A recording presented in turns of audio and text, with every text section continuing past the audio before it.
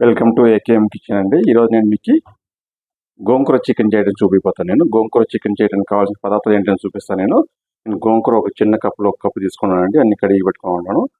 ఒక పావు KG boneless chicken తీసుకోండి. ఒక ఆనియన్స్ అన్ని తరిగి పెట్టుకోండి. ఒక 5-6 పచ్చిమిర్చిని ఇలా హాఫ్ కట్ చేసి పెట్టుకున్నానండి. ఒక టమాటో, పెద్ద టమాటో సొంతంగా కట్ చేసి పెట్టుకోండి. కొత్తిమీర, ఒక 1/4 స్పూన్ జీరా, 1/4 స్పూన్ సోంపు తీసుకున్నాను. ఒక హాఫ్ స్పూన్ అంతా జింజర్ గార్లిక్ పేస్ట్ తీసుకుంటాను.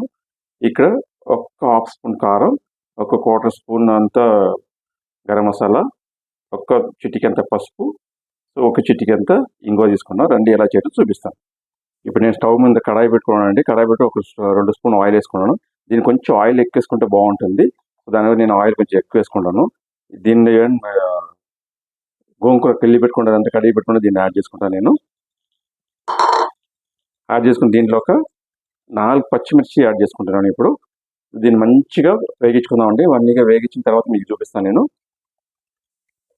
ఇప్పుడు మంచిగా అయిపోయిందండి. ఇది ఇప్పుడు మంచి పేస్ట్ వచ్చేసింది. ఇప్పుడు దీన్ని వేరే బౌల్కి నేను ట్రాన్స్ఫర్ చేసుకుని ఇస్తాను. ట్రాన్స్ఫర్ చేసుకున్న తర్వాత నెక్స్ట్ స్టెప్ ఏమని చూపిస్తాను. నేను ఇప్పుడు అది నేను ట్రాన్స్ఫర్ చేశానండి. ట్రాన్స్ఫర్ చేసి మళ్ళీ నేను కడాయి పెట్టుకున్నాను. స్టవ్ మీద అదే కడాయిని పెట్టుకొని ఆయిల్ వేసుకున్నాను. ఇప్పుడు నేను ఆయిల్ వేడవుతుంది. ఆయిల్ వేడేటప్పుడు జీరా, సోంపు దీనిలో యాడ్ చేసుకుంటున్నాను. నేను ఇప్పుడు సోంపుని కొంచెం బాగా వేడైందండి. పట్టపట్టనే అవసరం లేదు సోంపుకి. ఇప్పుడు నేను దీంట్లో పచ్చిమిర్చి, ఆనియన్ యాడ్ చేసుకుంటున్నాను.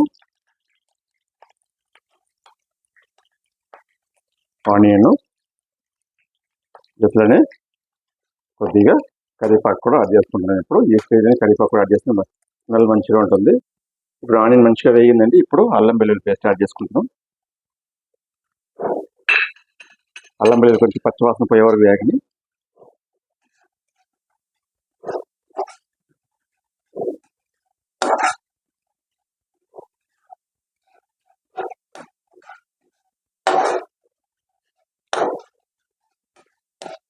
చాలా.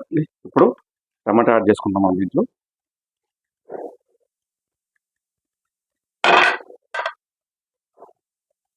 టమాటా యాడ్ చేసిన తర్వాత దీనిలో కొద్దిగా సాల్ట్ యాడ్ చేస్తున్నాను ఇప్పుడు నేను.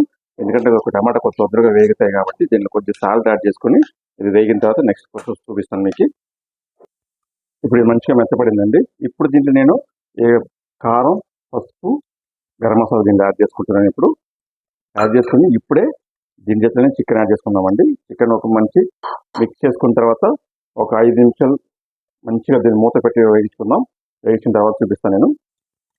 ఇప్పుడు ఇది చికెన్లో ఉండే వాటర్ అంతా డ్రై అయిందండి. డ్రై అయ్యి మనం ఆయిల్ సపరేషన్ అవుతుంది. ఇప్పుడు చికెన్ ఉడికిపోయి ఉంటుంది. ఎందుకంటే మనం బోన్లెస్ తీసుకున్నాం కాబట్టి చికెన్ ఉడికిపోయి ఉంటుంది. దీన్ని ఇంకా ఉడకడాల్సిన అవసరం లేదు దీనికి.